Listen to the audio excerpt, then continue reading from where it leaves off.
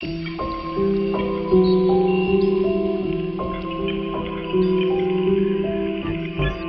Assalamualaikum warahmatullahi wabarakatuh. Selamat datang pada video pembelajaran untuk tatap muka yang keempat pada kelas ekonomi eksperimental. Baik teman-teman mahasiswa, berjumpa lagi dengan saya Indri selaku dosen ya untuk kelas ekonomi eksperimental. Adapun ruang lingkup pada pembelajaran yang keempat ini yaitu desain eksperimen, lalu reality dan model, dan juga ada beberapa terms ya dari desain eksperimental dan ada beberapa percobaan. Dan kemudian untuk tujuannya ya pada pembelajaran kali ini harapannya mahasiswa dapat memahami tentang bagaimana konsep eksperimental secara desainnya untuk membuat eksperimental, kemudian mengerti akan pemilihan populasi serta bagaimana membangun suatu eksperimen. Nah, selanjutnya teman-teman mahasiswa di sini di samping saya sudah ada bagan ya yang dapat teman-teman lihat. Pada bagan ini ya teman-teman ada yang namanya cara atau mendesain bagaimana eksperimental itu dapat dilaksanakan atau dapat dibuat.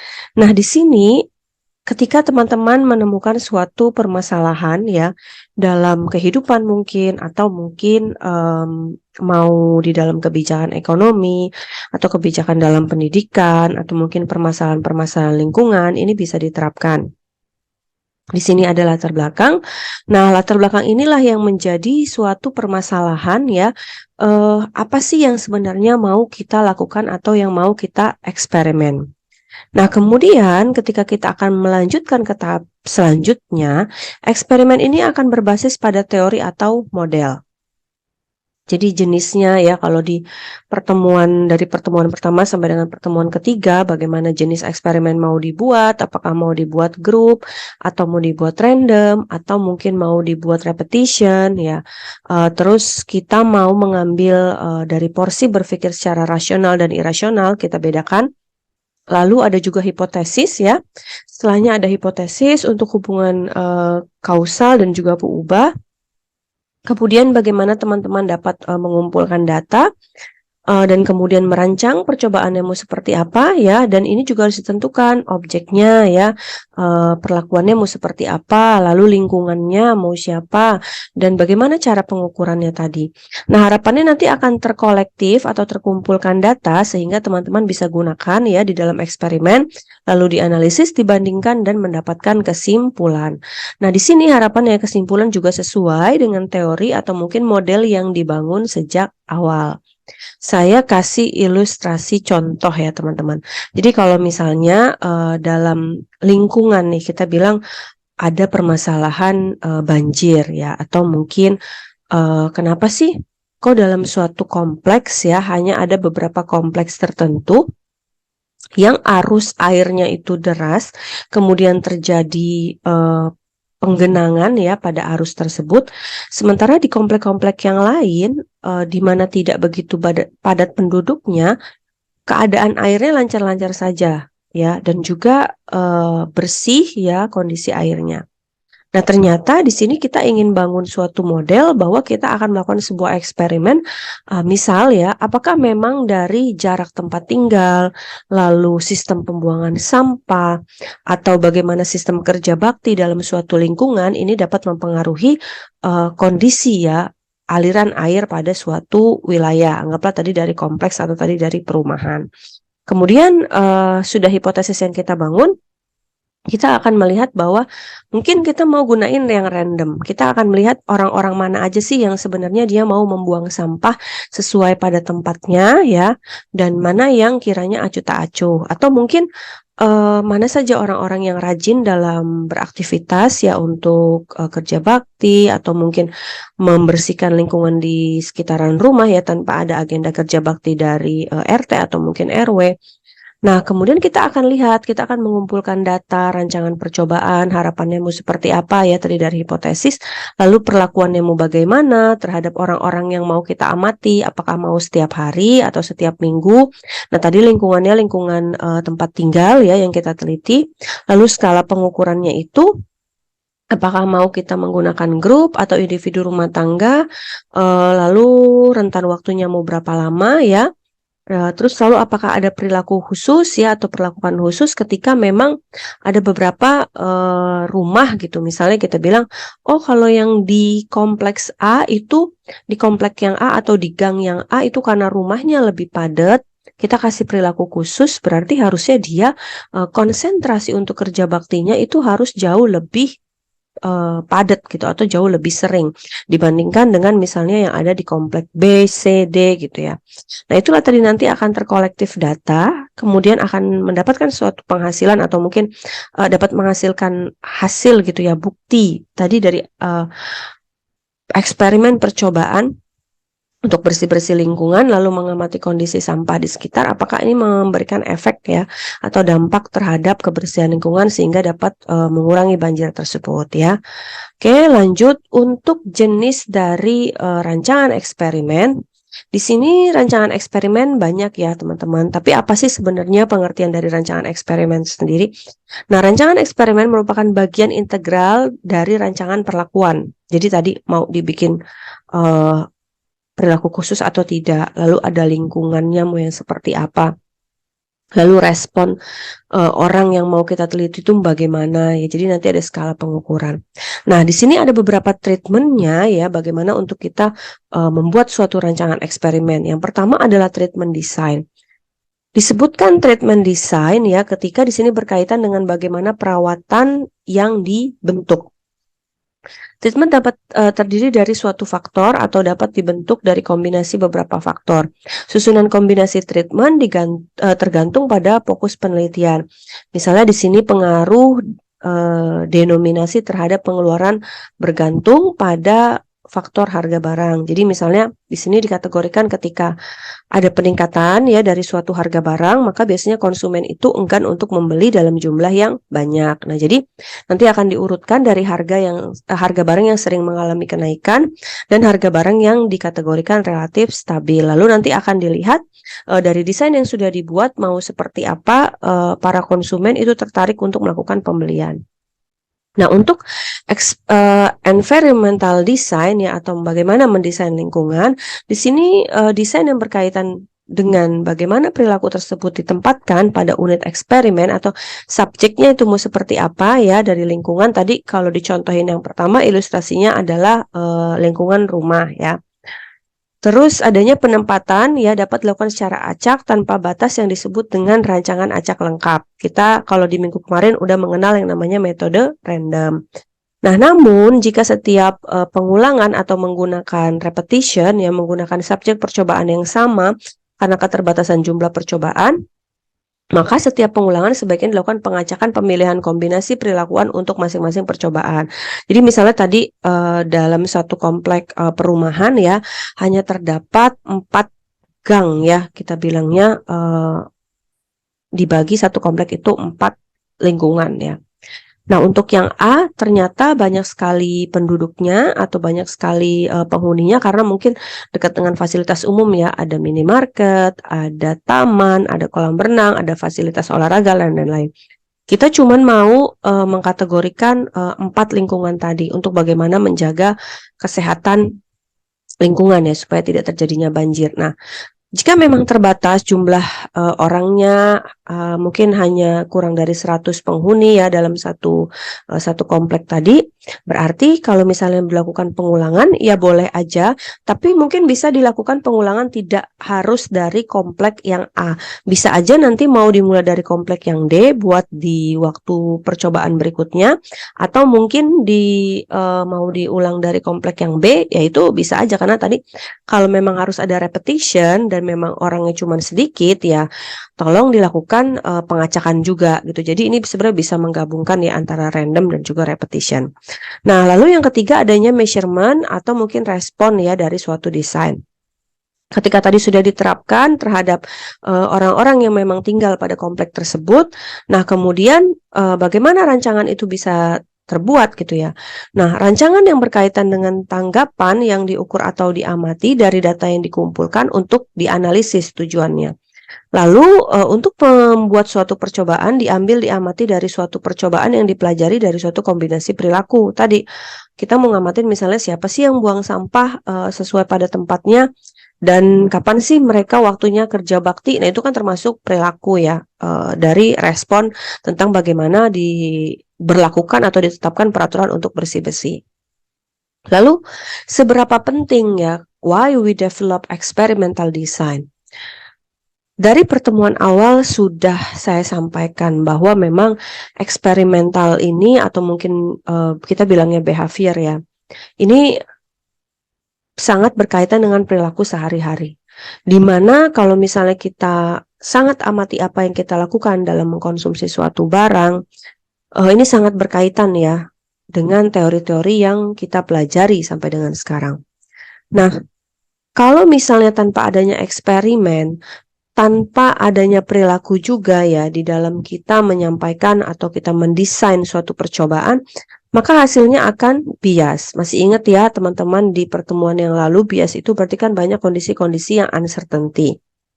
Sementara tujuan kita adalah untuk meminimisasi bias tersebut. Jadi harapannya dengan adanya desain, adanya eksperimental, ya kita akan jauh lebih membuat lingkungan itu tertata dan menghasilkan perubahan yang baru ya dalam suatu lingkungan.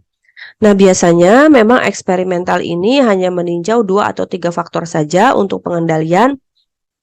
Kayak tadi untuk mengatasi permasalahan banjir, kita gunakan mungkin cuman dari bagaimana cara mereka membuang sampah yang pertama, terus kapan waktu mereka bersih-bersih dan siapa saja yang mau melakukan bersih-bersih secara sukarela gitu ya.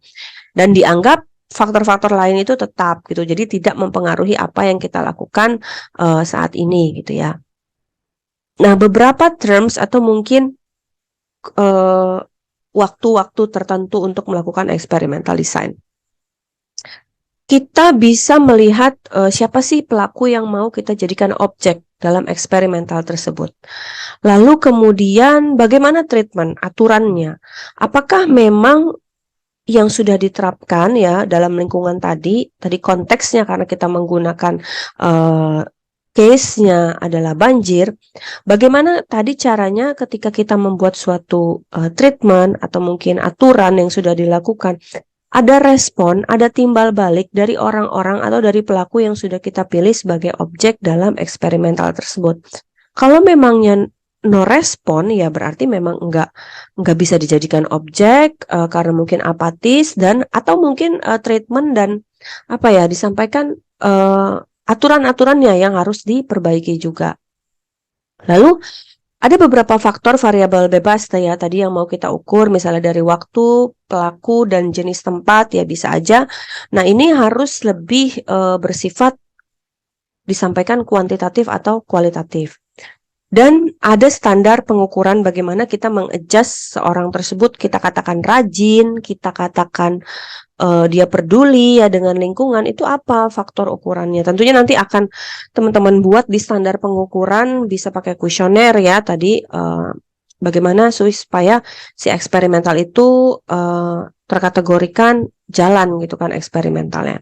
Lalu ada tingkatan levels dari nilai variabel independen. Jadi ada faktor-faktor yang dari segi pemilihan variabel penguji itu dikategorikan memang sangat berpengaruh gitu, dari misalnya masalah banjir. Bagaimana tadi lokasi tempat pembuangan sampah? Bagaimana waktu untuk mereka melakukan kerja bakti itu sangat penting. Apakah jangan-jangan setahun hanya sekali gitu? Atau sebulan sekali. Nah, itu kan tadi jadi faktor penentu ya untuk kita melakukan suatu eksperimen. Nah, di dalam trial system, dalam masa-masa percobaan untuk melakukan suatu eksperimen, di sini ada yang namanya decentralized system ya. Decentralized system ini biasanya digunakan dalam proses penjualan maupun pembelian. Dia secara bebas aktif, berarti terjadi pada pasar persaingan sempurna karena memang tadi banyak penjual, banyak pembeli. Lalu, dalam mencari mitra untuk menawarkan harga suatu barang, dagangan sistem ini terbilang tertutup. Karena semua informasi tentang penawaran dan penjualan itu offers, permintaan pembelian, bids, dan harga yang disepakati itu kontrak. Tidak diketahui oleh semua perilaku pasar dan masyarakat.